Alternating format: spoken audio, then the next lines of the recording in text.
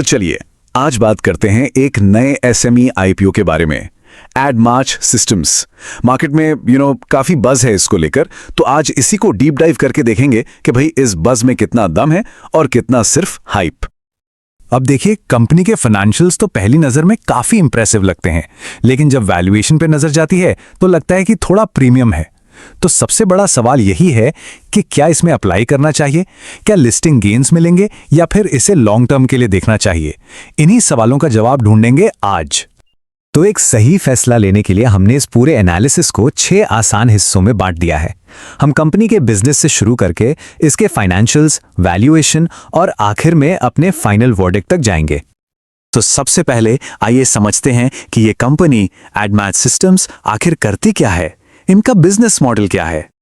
बिल्कुल सिंपल भाषा में कहें तो एडमार्च सिस्टम्स फैक्ट्री ऑटोमेशन के बिजनेस में है।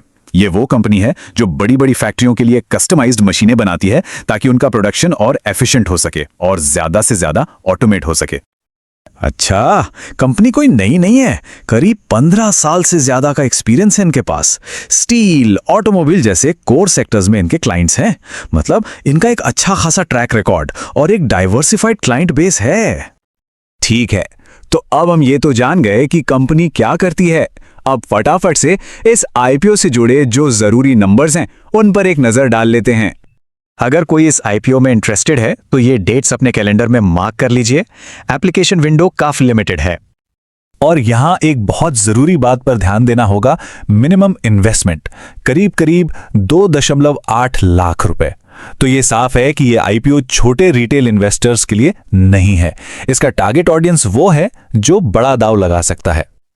चलिए अब आते हैं सबसे जरूरी हिस्से पर, कंपनी के फाइनेंशियल्स। किसी भी कंपनी की असली कहानी तो उसके नंबर्स ही बताते हैं। देखते हैं एडमार्च सिस्टम्स के नंबर्स क्या कहते हैं। पहली चीज जो किसी को भी इंप्रेस करेगी वो है रेवेन्यू में जबरदस्त उछाल। आप देख सकते हैं, खासकर पिछले फाइनेंशियल ईयर में कंपनी की टॉप लाइन ने तो जैसे आसमान ही छू लिया है। अगर नंबर्स में बात करें तो ये सिर्फ एक साल में 170% से ज्यादा की ग्रोथ है। इस तरह की ग्रोथ को इग्नोर करना बहुत मुश्किल है। और ऐसा नहीं है कि सिर्फ रेवेन्यू ही बढ़ रहा है, कंपनी के प्रॉफिट्स में भी जबरदस्त सुधार आया है और मार्जिन्स भी एक एसएमई के हिसाब से काफी हेल्दी हैं।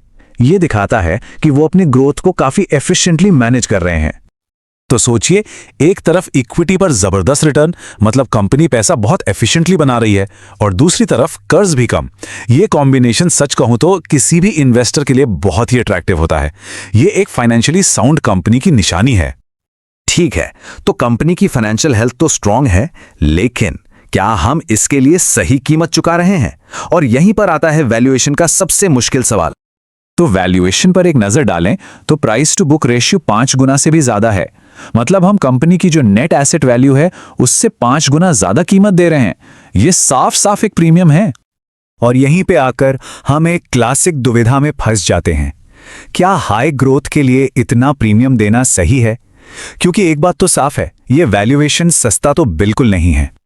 तो क्या ये महंगा है? हाँ है, लेकिन जिस तरह की ग्रोथ और परफॉर्मेंस कंपनी ने दिखाई है उसे देखते हुए ये प्रीमियम कुछ हद तक जस्टिफाइड भी लगता है। तो हम इसे रीजनेबल बट नॉट चीप की कैटेगरी में रख सकते हैं।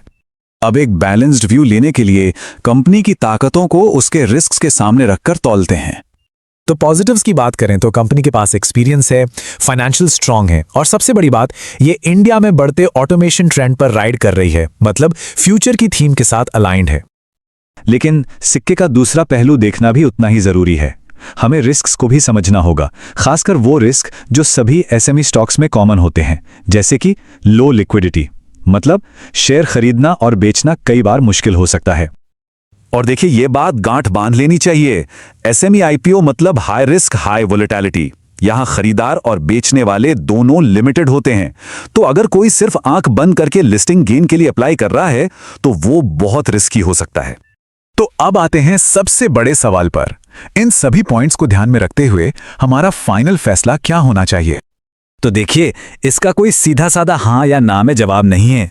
ये पूरी तरह से इस बात पर डिपेंड करता है कि किसी का इन्वेस्टमेंट स्टाइल कैसा है और वो कितना रिस्क ले सकता है। अगर कोई हाई रिस्क इन्वेस्टर है और लॉन्ग टर्म के लिए सोच रहा है तो वो इससे कंसिडर कर सकता है, लेकिन अगर कोई सिर्फ शॉर्ट टर्म गेन के लिए आ रहा है तो शायद उसे इससे दूर रहना चाहिए। हमने सारे फैक्ट्स और एनालिसिस सामने रख दिए हैं। अब गेंद हर किसी के अपने पाले में है। इस पूरी पड़ताल के बाद क्या एडमैक्स सिस्टम्स आईपीओ एक अच्छी बेट लगती है? ये फैसला अब हर किसी को अपने रिस्क और अपनी समझ के हिसाब से खुद लेना होगा।